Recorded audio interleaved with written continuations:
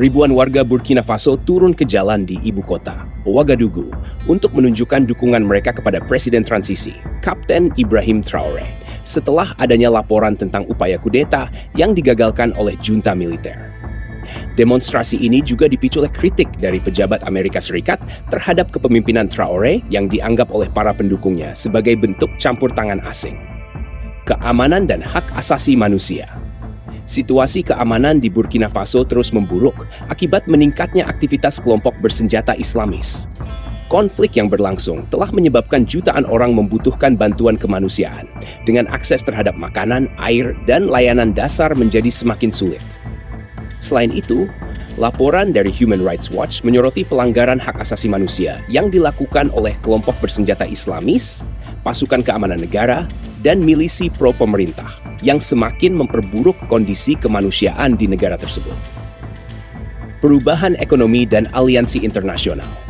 Pemerintah Burkina Faso mengumumkan rencana untuk menasionalisasi lebih banyak tambang industri yang sebelumnya dimiliki oleh perusahaan asing. Langkah ini bertujuan untuk meningkatkan pendapatan negara dari eksploitasi sumber daya dan memprioritaskan keahlian nasional serta pemasok lokal.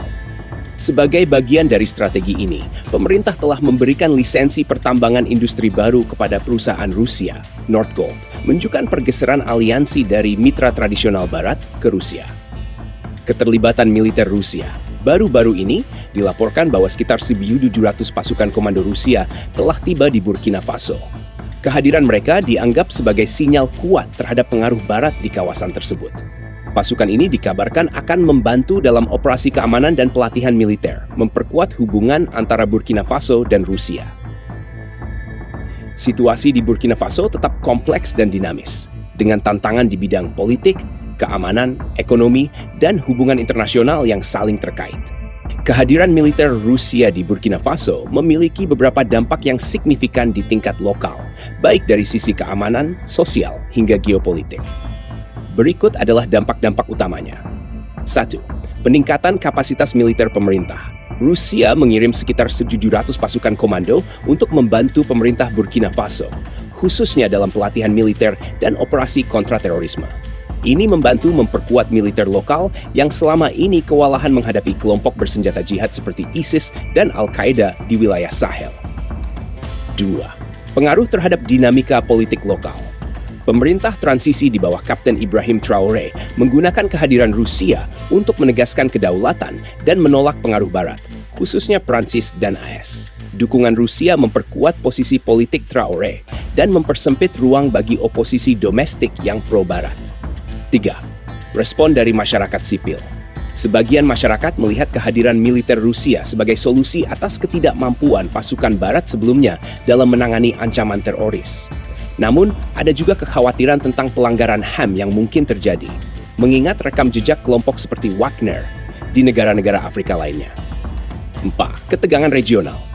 Kerjasama militer dengan Rusia meningkatkan ketegangan antara Burkina Faso dan negara-negara tetangganya yang masih bekerja sama dengan Barat, seperti Pantai Gading atau Ghana. Potensi isolasi diplomatik bisa meningkat jika negara-negara Barat memutuskan bantuan atau sanksi karena aliansi dengan Rusia. Pergeseran ekonomi dan keamanan. Kehadiran Rusia juga diiringi dengan kerjasama dalam sektor pertambangan dan energi. Namun, ketergantungan pada Rusia bisa membuat Burkina Faso lebih rentan terhadap tekanan ekonomi dan militer dari Moskow. Kehadiran militer Rusia di Burkina Faso bukan hanya berdampak lokal, tapi juga menggeser keseimbangan kekuatan di Afrika Barat secara luas. Berikut dampak regionalnya. 1. Menguatkan blok anti-Barat di Afrika Barat. Burkina Faso, Mali, dan Niger kini membentuk poros baru yang cenderung pro-Rusia setelah ketiganya memutus hubungan militer dengan Prancis. Mereka membentuk aliansi militer, Aliansi Negara-Negara Sahel AIS, yang bisa menjadi kekuatan penyeimbang terhadap pengaruh Barat di kawasan tersebut. 2. Melemahnya pengaruh Prancis dan AS. Kehadiran militer Rusia menggantikan peran Prancis yang dulunya dominan di Afrika Barat dalam hal pelatihan dan operasi militer. Prancis terpaksa menarik pasukannya dari banyak wilayah karena tekanan diplomatik dan sentimen anti-kolonial yang dimanfaatkan oleh propaganda pro-Rusia. 3. Risiko ketegangan diplomatik dan konflik regional. Negara-negara tetangga seperti Ghana, Pantai Gading, dan Nigeria yang masih bersekutu dengan Barat mulai cemas dengan meningkatnya pengaruh Rusia di wilayah Sahel. Ini menciptakan potensi blokan-blokan baru di Afrika Barat yang bisa memicu gesekan antar negara. 4. Efek domino. Semakin banyak negara mencari alternatif ke Rusia. Negara-negara lain di Afrika Barat yang merasa kecewa terhadap bantuan Barat bisa mengikuti jejak Burkina Faso dan beralih ke Rusia atau bahkan Cina. Ini memberi Rusia peluang besar memperluas pengaruh ekonomi dan militernya melalui pelatihan, senjata murah, dan kerjasama tambang. 5. Ketidakstabilan tambahan di kawasan. Meski dukungan militer Rusia membantu melawan terorisme, tapi juga meningkatkan risiko pelanggaran HAM dan memperkuat rezim otoriter. Negara-negara IS kini dinilai semakin tertutup, represif, dan sulit diajak kerjasama oleh lembaga internasional.